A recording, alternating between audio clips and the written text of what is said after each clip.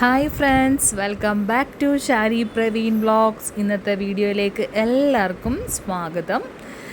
എല്ലാവർക്കും ഇന്ന് ചിങ്ങം ഒന്നാണ്. സന്തോഷത്തിൻ്റെയും സമൃദ്ധിയുടെയും ഒരു പുതുവത്സരാശംസകൾ നേർന്നുകൊണ്ട് നമുക്ക് വീഡിയോ തുടങ്ങാം.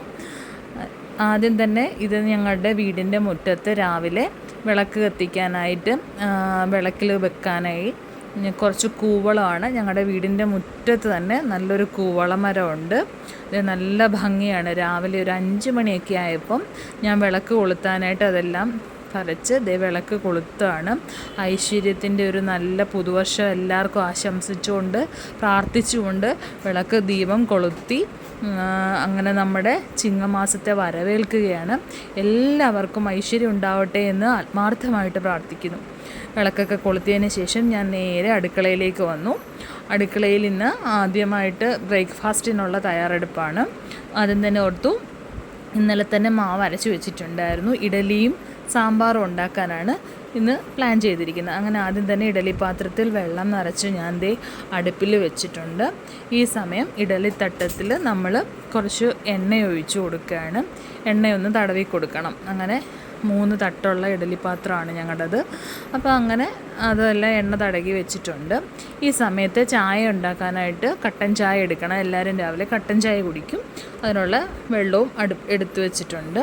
ഈ സമയം മാവ് ആവശ്യത്തിന് ഉപ്പൊക്കെ ചേർത്ത് നന്നായിട്ടൊന്ന് ഇളക്കി വെച്ചിട്ടുണ്ട്. അങ്ങനെ ചായക്കും വെള്ളം അടുപ്പിൽ വെച്ചിട്ടുണ്ട്. അതിനുശേഷം നമ്മുടെ ഇഡലിത്തട്ടൊക്കെ വെച്ച് നന്ന ചൂടായി വന്ന സമയത്ത് ഞാൻ മാവ് ഒഴിച്ചു കൊടുക്കുകയാണ്. അങ്ങനെ എല്ലാ തട്ടിലും നമ്മൾ മാവൊക്കെ ഒഴിച്ചു കൊടുത്തു. ശേഷം അടപ്പ് ഉപയോഗിച്ച് അടച്ചു കൊടുത്തിട്ടുണ്ട്. ഇനി അതവിടെ കിടന്ന് അത് വെന്ത് വരട്ടെ. ഈ സമയത്ത് നമ്മുടെ കട്ടൻ ചായക്ക് വെച്ച വെള്ളം നന്നായിട്ട് തിളച്ച് വന്നിട്ടുണ്ട്. നമുക്കതിലേക്ക് തേയിലയിട്ട് കൊടുക്കാം. അങ്ങനെ നമ്മൾ തേയിലയിട്ട് കൊടുക്കുകയാണ്. ഒരു മീഡിയം കടുപ്പം മതി ഇവിടെ എല്ലാവർക്കും. അതുകൊണ്ട് കുറച്ച് തേയിലയിട്ട് കൊടുത്തു. അങ്ങനെ കട്ടൻ ചായ എല്ലാം ഊറ്റി വെച്ചിട്ടുണ്ട്. ഈ സമയത്തായി നമുക്കൊന്ന് അടപ്പ് തുറന്ന് നോക്കാം. അടപ്പൊക്കെ തുറന്ന് നോക്കിയപ്പം ഇഡലി കണ്ടിട്ട് വെന്തെന്ന് തോന്നുന്നു. ഇഡലി വെന്തോന്ന് നോക്കാനായിട്ട് നമ്മുടെ പപ്പടം കുത്തിക്കൊണ്ട് ഞാനൊന്ന് കുത്തി നോക്കണം. അതിലൊട്ടിപ്പിടിക്കുവാണെങ്കിൽ വെന്തിട്ടില്ലെന്നാണ്. ഇനി അതിന് ശേഷം പരിപ്പ് എടുത്തിട്ടുണ്ട് സാമ്പാറിനുള്ളത്. അത് നന്നായിട്ട് കഴുകി കുക്കറിലേക്ക് ഇട്ട് കൊടുത്തിട്ടുണ്ട്. അതിനുശേഷം ആവശ്യത്തിനുള്ള ഉപ്പും ഇട്ട് കൊടുത്തു. അതിനുശേഷം കുറച്ച് സവാളയും പച്ചമുളകും കുറച്ച് വെളിച്ചെണ്ണയും കൂടെ ഒഴിച്ചിട്ട് കുക്കർ അടച്ച് വെച്ചിട്ടുണ്ട്. അടുപ്പിൽ വെച്ചു. ഈ സമയത്ത് അങ്ങനെ പച്ചക്കറിയൊക്കെ എടുത്ത് കട്ട് ചെയ്യാനുള്ള പ്ലാനാണ്. അപ്പം നമ്മുടെ ഇഡലി തട്ടിൽ നിന്നും നമുക്ക് പതുക്കെ ഇഡലിയെല്ലാം എടുത്ത് മാറ്റി വെക്കാം. എടുത്ത് അതിൻ്റെ ചൂടാറട്ടെ. ഈ സമയം കൊണ്ട് പച്ചക്കറിയൊക്കെ കട്ട് ചെയ്തെല്ലാം അങ്ങനെ വെച്ചിട്ടുണ്ട്. തക്കാളിയും ചേമ്പും ചേനയും അതുപോലെ മത്തങ്ങയും പടവലങ്ങയും വെള്ളരിക്കയും ആവശ്യത്തിന് പച്ചമുളകൊക്കെ എല്ലാം കട്ട് ചെയ്ത് വെച്ചു. വിസിലടിക്കാൻ വെയിറ്റ് ചെയ്യുവാണ് പരിപ്പിൻ്റെ. ഈ സമയം നമ്മൾ അങ്ങനെ ഇഡലിയുടെ ചൂടൊക്കെ മാറി എന്നിട്ട് നമ്മൾ ഇഡലി തട്ടിൽ നിന്നും അതെല്ലാം ഇളക്കി കാസ്ട്രോളിൻ്റെ പാത്രത്തിലേക്ക് അങ്ങനെ മാറ്റി വെച്ചിരിക്കുകയാണ്. ഈ സമയത്ത് പരിപ്പ് നന്നായിട്ട് 2-3 വിസിലടിച്ച് നന്നായിട്ട് വെന്തിട്ടുണ്ട്. ഈ സമയത്ത് ഇനി നമുക്ക് ഈ കട്ട് ചെയ്ത് വെച്ചിരിക്കുന്ന പച്ചക്കറി അതിൻ്റെ അകത്തോട്ട് പരിപ്പിലോട്ട് ഇട്ട് കൊടുക്കാം. ഇനി ഇതിലേക്ക് സ്വല്പം മസാല നമ്മൾ ഒന്ന് വേകുന്ന സമയത്ത് ഇടണം. സ്വല്പം ഒരു 1/2 ടീസ്പൂണ് സാമ്പാർ പൊടി ഇട്ട് കൊടുത്തിട്ടുണ്ട്. അതുപോലെ തന്നെ കുറച്ച് കായപ്പൊടി ചേർത്ത് കൊടുക്കുകയാണ്. കുറച്ച് കായപ്പൊടി ഇട്ട് കൊടുത്തിട്ടുണ്ട്. അതുപോലെ തന്നെ അതിനാവശ്യമായ ഉപ്പും കൂടെ ഇട്ട് കൊടുത്തിട്ട് നമ്മൾ അല്പം മഞ്ഞൾപ്പൊടിയും കൂടി ഇട്ടിട്ട് കുക്കർ അടച്ച് വെച്ചിട്ട് നമുക്ക് വേവിക്കാം. ഈ സമയത്ത് നമ്മൾ കടുക് താളിക്കാനുണ്ട്. അതിനൊരു ചെറിയ ചീനിച്ചട്ടി വെച്ചിട്ടുണ്ട്. ചീനിച്ചട്ടി ചൂടായപ്പോഴത്തേക്ക് എണ്ണ ഒഴിച്ചു. അതിനുശേഷം നമ്മൾ അതിൻ്റെ അകത്തോട്ട് കുറച്ച് ഉലുവ ഇട്ട് കൊടുത്തിട്ടുണ്ട്. അതുപോലെ തന്നെ കുറച്ച് കടുക്, ചെറിയ ഉള്ളി ചെറുതായിട്ട് അരിഞ്ഞ കൊച്ചുള്ളി അരിഞ്ഞതും ചേർത്ത് കൊടുത്തിട്ടുണ്ട്. എന്നിട്ട് അതൊന്നും ജസ്റ്റ് നന്നായിട്ടൊന്ന് ഇളക്കി കൊടുക്കുക. ഈ സമയത്ത് ഒരു 3-4 വെളുത്തുള്ളിയും കൂടെ ആഡ് ചെയ്ത് കൊടുത്തിട്ടുണ്ട്.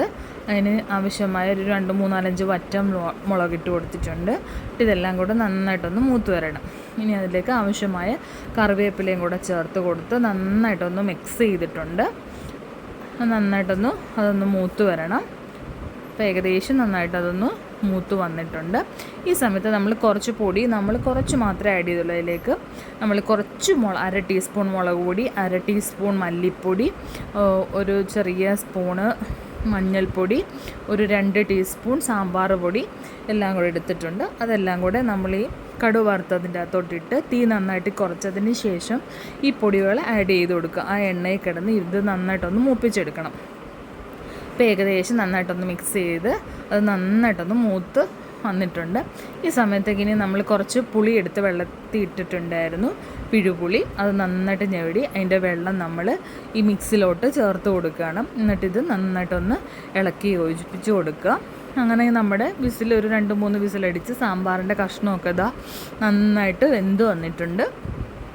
എല്ലാം നന്നായിട്ട് വെന്തുടഞ്ഞിട്ടുണ്ട്, പരിപ്പും സാമ്പാറിൻ്റെ കഷ്ണമെല്ലാം. എന്നിട്ട് നമ്മളിപ്പോൾ ഈ തയ്യാറാക്കിയിരിക്കുന്ന മിക്സ് കടുക് വറുത്തതിൻ്റെ അകത്തോട്ട് ആ പൊടിയൊക്കെ ആഡ് ചെയ്തത് നന്നായിട്ടൊന്ന് തിളച്ചൊക്കെ വന്നിട്ടുണ്ട്. എന്നിട്ട് ഇത് നമ്മൾ ഈ സാമ്പാർ ഈ കഷ്ണത്തിലോട്ട് നമ്മളിനി ഇത് പതുക്കെ ആഡ് ചെയ്ത് കൊടുക്കാം. നമ്മൾ കുക്കറിൻ്റെ അകത്തോട്ട് ഈ ഇപ്പം കടുക് വറുത്തതെല്ലാം കൂടെ നമുക്ക് അങ്ങോട്ട് ഒഴിച്ചു കൊടുക്കാം.